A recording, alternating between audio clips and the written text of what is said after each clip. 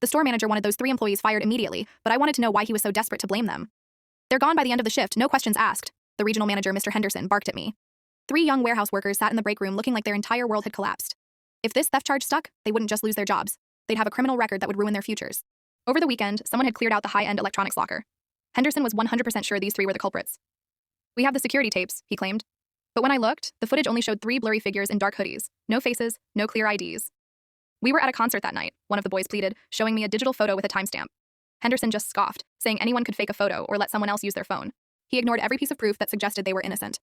I had never seen a manager so eager to ruin lives over a first-time accusation. That's when I decided to do some digging on my own. I watched the security feed again, frame by frame.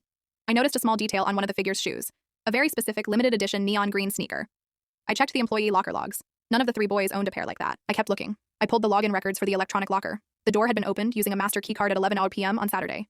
I checked the GPS tracking on the company cars and found that one vehicle had been parked right outside the warehouse at that exact time.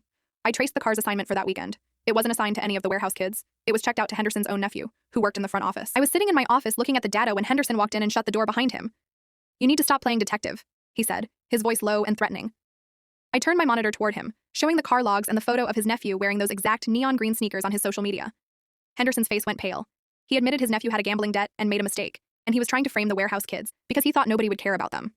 I didn't say a word. I just pointed to the corner of the room where my phone was recording the whole conversation. By Monday, Henderson was out of a job, his nephew was in custody, and those 3 boys were back at work with a formal apology and a promotion. One of them told me later he almost gave up on everything because he thought the truth didn't matter, but now he knows better.